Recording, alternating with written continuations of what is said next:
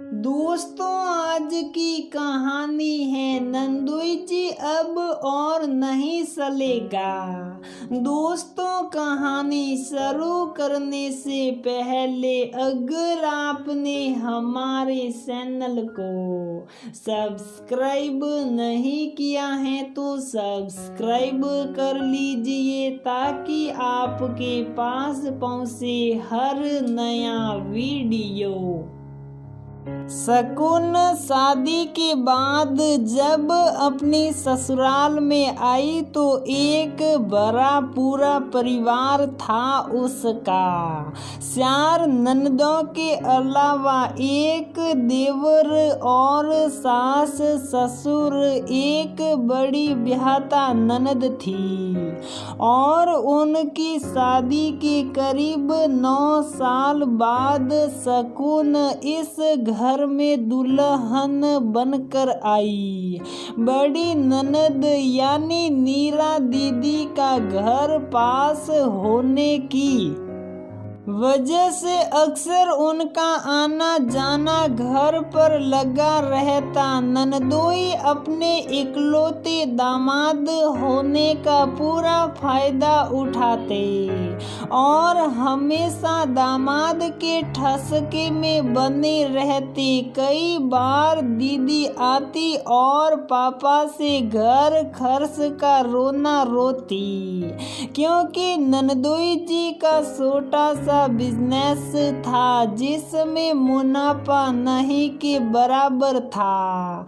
Papa mummy अक्सर कुछ न कुछ उन्हें देते रहते। एक बार दीदी जीजाजी शाम को आए तो शकुन की सास ने कहा कि कुछ अच्छा नाश्ता बनाओ, दामाद जी आए हैं। शकुन ने उनकी अच्छे से आव भगत की तो जीजाजी खुश होकर बोले, आपके हाथों में तो जादू है भाभी जी। रात में शकुन ने अपने पति से दीदी जीजाजी की बात छेड़ी तो उन्होंने कहा कि जीजाजी के सामने कोई भी बात संभल कर कहना। और हाँ, दीदी भी 2 की 4 लगाने में माहिर हैं।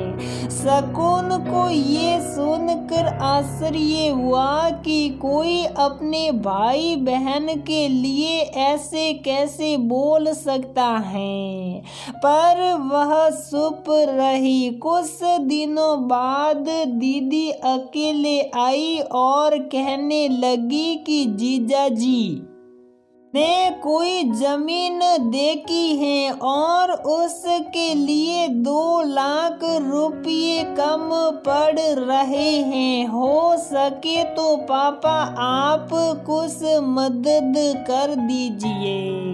ऐसे मौकों पर दीदी अकेली ही आती थी। पापा ने कहा कि मुझे अभी 3 लड़कियों की शादी करनी है, मैं कहाँ से दे पाऊंगा। तो दीदी ने कहा, पापा हम ये पैसे लौटा देंगे और अगर शादी में जरूरत पड़ी तो हम आपको कहीं से भी लाकर दे देंगे। पापा ने मम्मी से सलाह करके कुछ दिनों बाद पैसे जीजाजी को दे दिए।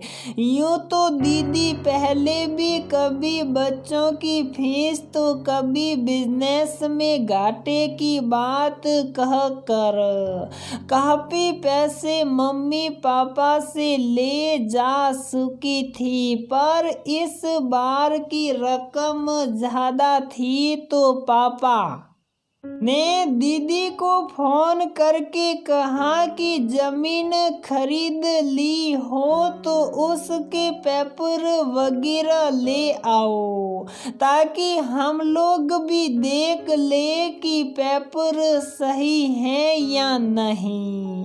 कुछ दिनों तो वो टालती रही। 6 महीने बाद अचानक एक दिन नंदोई जी का फोन आया कि वो आदमी को फ्रॉड निकला जिससे हमने जमीन खरीदी थी। उसने किसी और की जमीन को दिखाकर हमें बेच दी। पापा ने कहा कि हमने तो आपसे पेपर मांगे थे, पर तब आपने दिखाया नहीं। अब हम क्या कर सकते हैं? पापा ने मम्मी को सब बताया और कहा कि पैसे तो डूबे हुए ही समझो। कई बार कहने पर दीदी ने 50,000 रुपये वापस किए और कहा कि और पैसे तो वापस करना संभव नहीं होगा। इस बीच लंबे समय तक जीजाजी घर पर नहीं आए। काफी दिनों बाद जीजाजी ने सीधे शकुन को फोन किया और कहा कि सलहज जी कैसी हैं आप? शकुन को आश्चर्य हुआ कि इस बार नंदोई जी ने उसे कैसे फोन कर लिया। कुछ तो गड़बड़ है। फिर भी उसने कहा मैं अच्छी हूँ, आप सुनाइए। तो वो सीधे मुद्दे पर आ गए। क्या बताऊं भाभी जी, बिजनेस घाटे में चल रहा है और कुछ पैसों की जरूरत थी। ससुर जी से कह नहीं सकता। अब आप ही कुछ मदद कीजिए।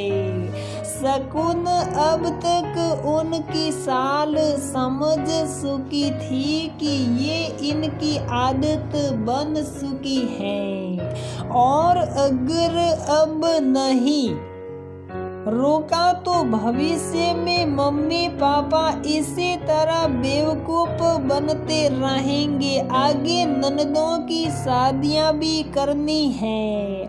उसने कहा कि जीजाजी पापा अब रिटायर हो चुके हैं। घर में इनके और मेरी नौकरी के अलावा कोई और इनकम नहीं है। बेहतर होगा कि अब आप अपने खर्च उठाना सीखिए, क्योंकि हम लोगों को दीदियों की शादी भी करनी है और आपकी शादी को 9 साल हो गए हैं। पापा मम्मी कब तक खर्च उठाते रहेंगे? शाम को दीदी जीजाजी घर पर आए और दीदी ने मम्मी से आते ही शकुन की शिकायत करनी शुरू कर दी कि इन्हें जीजाजी की इज्जत करनी चाहिए, पर इन्हें तो बात करने की तमीज ही नहीं। मेरी बहू पढ़ी लिखी है नीरा, सबकी इज्जत करना जानती है। मैं उसे जानती हूँ। रही बात कल की, तो शकुन ने सब कुछ मुझे बता दिया था और जो बात हम इतने सालों में नहीं कह पाए वो शकुन ने कितने अच्छे से समझा दी तुम लोगों को। बाकी तो दामाद ये समझदार है। और हाँ, परसों तुम्हारी छोटी बहन को लड़के वाले देखने आ रहे हैं। अब मुझे और शकुन को शादी की तैयारियां भी करनी है।